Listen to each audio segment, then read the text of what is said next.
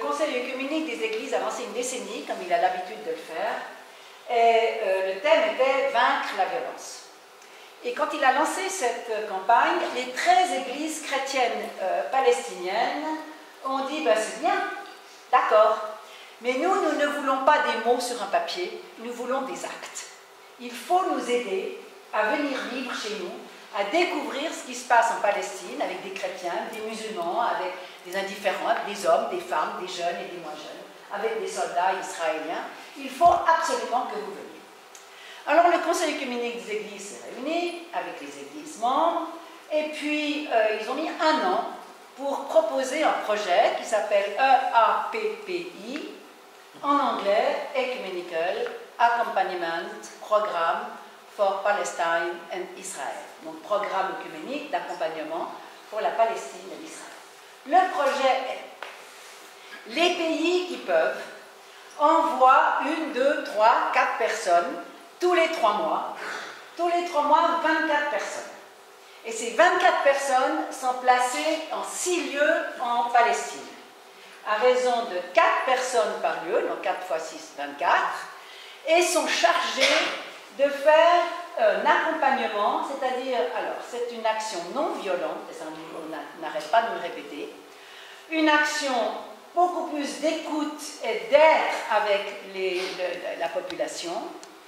Nous n'avons pas le droit de participer aux manifestations activistes, sauf si nous participons aux manifestations, nous devons être en recul, derrière, uniquement pour regarder, essayer de cadrer.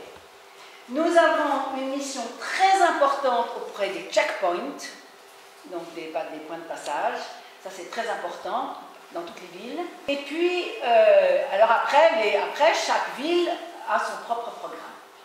Donc les villes où on est placé, c'est Bethléem, là, Hébron, là-bas au sud, j'ai pas Hébron. Ramallah, ils ont abandonné Ramallah dans la mesure où c'est presque une capitale, je dis presque, hein, parce que vous savez que c'est Jérusalem la capitale, si c'était un pays. Ramallah, mais il y avait beaucoup trop d'internationaux, donc ils ont abandonné Ramallah. Ils ont été à Tulkarem, qui est une ville, et puis ils ont été près de Kalkilia, un petit bled qui s'appelle Yaïous. C'est le pasteur Gilbert Charbonnier qui y était au début. Et puis Jérusalem, j'ai oublié Jérusalem, ils étaient à Jérusalem aussi. Qu'est-ce que j'ai oublié? Ah oui, un endroit qui est absolument super, que je vous montrerai d'ailleurs, qui s'appelle Yanoun, qui est tout petit, une centaine de personnes, mais un endroit extrêmement dangereux, parce que les colons sont très violents et très méchants, et très agressifs dans ce bled. Et il y a eu d'ailleurs en automne l'année dernière, en octobre 2010, il y a eu 2 assassinats là-bas, 2 meurtres. Donc notre boulot, c'est de vivre ensemble dans un appartement et de gérer le plus vite possible, dans 3 mois, la mission qui nous est confiée. Et puis au bout de 3 mois, alors on commence, d'abord il y a une formation dans le pays dont on appartient. Nous, la France, nous participons à une formation en Suisse avec les Allemands, les Autrichiens, et les Hollandais, et les Français, et les Suisses. Et puis, après, on arrive à Jérusalem, on passe 3 jours avec l'équipe qui nous précède, qui va vite nous mettre au courant. Et puis ensuite, on a 10 jours de formation à Jérusalem. L'équipe qui nous précède s'en va, elle a le debriefing pendant ce temps-là. Donc elle revient à Jérusalem, puis pendant 1 semaine, elle fait le debriefing. Pendant ce temps, nous, on reprend notre mission. 3 mois, très vite, ça va très vite, et au bout de 3 mois, ça. Donc il y a déjà, depuis 2002, il y a eu tous les 3 mois d'émission, et on est déjà au 37e groupe. Alors vous faites le calcul vous-même, parce que moi je ne suis pas très calme. Alors je vais vous lire un texte qui vient du 20 novembre, et qui a été écrit par l'actuel EAPP, volontaire EAPP français, Bernard Clichy, qui est du Secours catholique et qui est à Jérusalem depuis octobre. Alors vous allez voir, c'est assez rigolo. Vadinar, pour ceux qui connaissent, c'est un checkpoint au sud de Jérusalem. Titre: un soldat israélien lutte contre le terrorisme au checkpoint de Vadinar. 4h45. Il fait encore nuit. Nous arrivons au checkpoint de Vadinar. Donc nous, c'est l'équipe 37 de EAPPI, puisqu'on doit toujours être par 2, par 3 ou par 4, on n'a jamais le droit d'être seul. Nous nous tenons à distance des soldats qui viennent vers nous sans nous menacer, le fusil vers le sol. À leur demande, nous expliquons le but de notre présence. Celui qui parle anglais nous explique à son tour pourquoi il est là, pour défendre ses parents et sa petite sœur contre le terrorisme, ajoutant qu'il est pour la paix, mais une vraie paix sans terrorisme. Shabbat Shalom. Ils s'en vont. Nous n'essayons même pas de leur expliquer que l'occupation pourrait bien avoir quelque chose à voir avec le terrorisme. Vadinar est le nom arabe que prend le torrent du Cédron au sud-est de Jérusalem en descendant vers la mer Morte. Il est à sec, la sécheresse actuelle étant une des pires des 100 dernières années. Il devient progressivement un égout à ciel ouvert, comme beaucoup de wadis de la zone C. 60% de la Cisjordanie entièrement sous contrôle israélien, donc zone C, enfin territoire C. C'est par ce checkpoint que passe pour relier le nord et le sud de la... Alors ici à Jérusalem, donc le nord et le sud, tout le trafic qui n'est pas autorisé à passer par Jérusalem, c'est-à-dire tous les véhicules palestiniens. L'existence de ce checkpoint montre bien l'inexistence de la Cisjordanie et le peu de pouvoir de l'autorité palestinienne. Ses habitants ne peuvent s'y déplacer sans la carte d'identité délivrée par l'armée israélienne qui, pour l'occasion, change son nom, Armée de défense d'Israël, en celui d'administration civile. Le trafic s'écoule sans problème jusqu'à l'arrivée d'un véhicule blindé dans lequel se trouve la relève. Celle-ci semble vouloir montrer son ardeur au travail en arrêtant des véhicules au hasard. Les passagers vont s'asseoir sagement sur un banc, tendant leurs papiers et leur voiture est fouillée. Cela peut durer plus d'une demi-heure. De temps en temps, un véhicule ou simplement un passager est refoulé. L'un d'entre eux, traumatisé à l'idée de ne pouvoir passer, retourne en arrière, hors de portée de vue du mirador qui domine le checkpoint, monte dans un minibus qui, par chance, n'est pas arrêté et passe sans autre problème. La semaine dernière, à un autre checkpoint, j'avais remarqué un trou dans les barbelés. Plus tard, j'aperçois une femme et son fils cherchant à passer par ce trou pour aller vers Jérusalem. Ils n'y arrivent pas et je les perds de vue. Une heure après, ayant nous-mêmes passé le checkpoint, nous retrouvons dans le bus qui nous ramène à Jérusalem cette même femme et son fils. Ces deux exemples montrent bien que les checkpoints servent beaucoup plus à ennuyer la population palestinienne qu'à lutter contre l'insécurité, car un vrai terroriste est prêt à prendre le risque de payer une forte amende et de faire quelques mois de prison, peines encourues par ceux qui sont pris sans avoir les bons papiers. Ce ne sont que de pauvres gens qui cherchent du travail ou veulent rendre visite. Alors, ça c'est la carte qui s'appelle Archipel Palestine. Vous pouvez la trouver sur Google, vous mettez Archipel Palestine. Elle a été faite par le Monde diplomatique. Alors, vous savez que la Palestine, il y a 3 zones depuis les accords d'Oslo.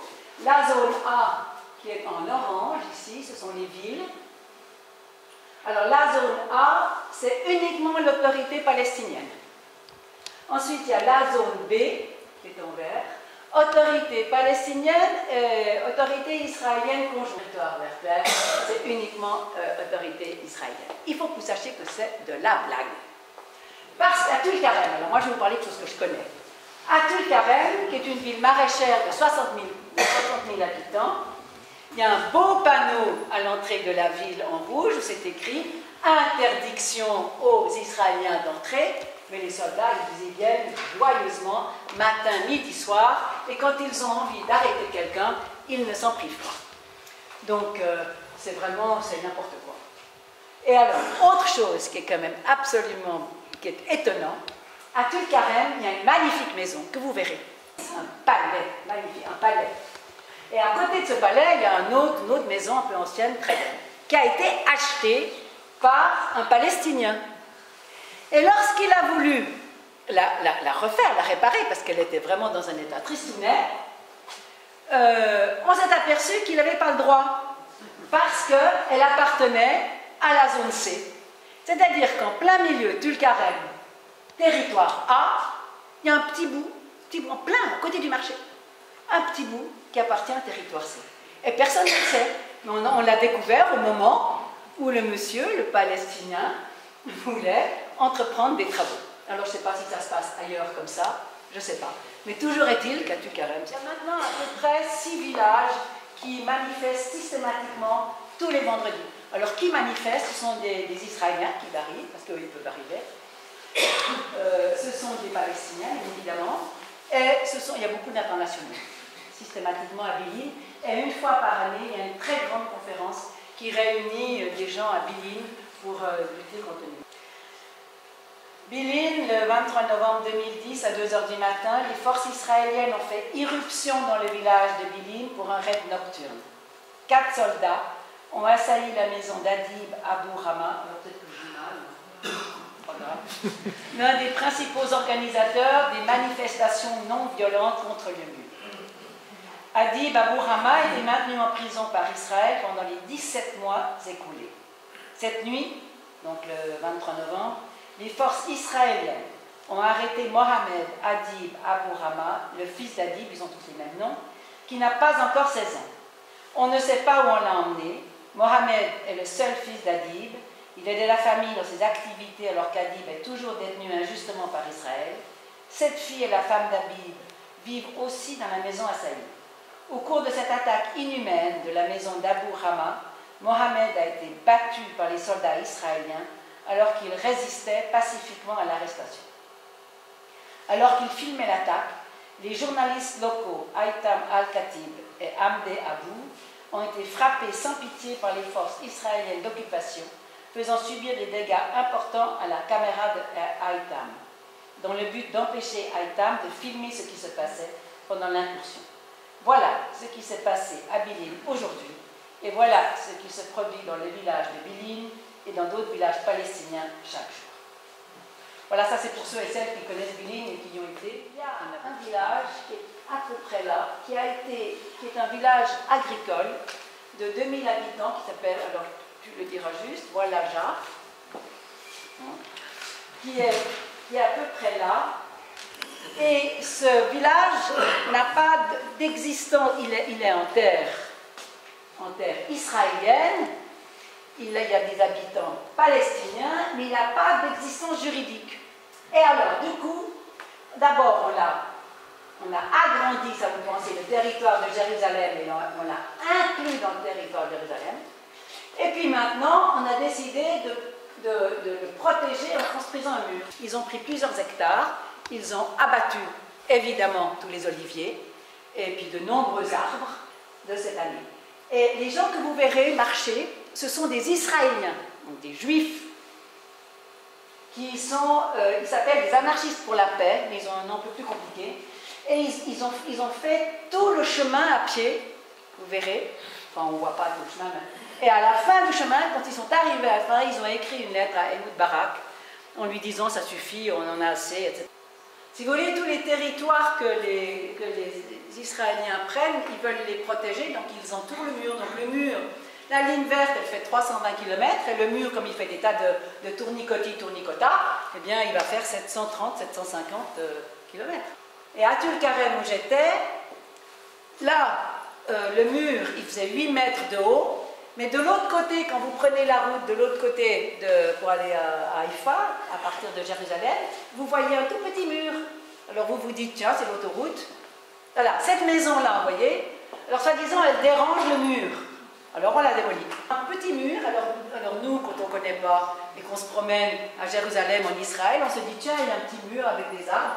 Bon, c'est peut-être pour empêcher les animaux sauvages de traverser l'autoroute comme c'est la Chine. Mais on oublie que de l'autre côté, il fait 8 mètres.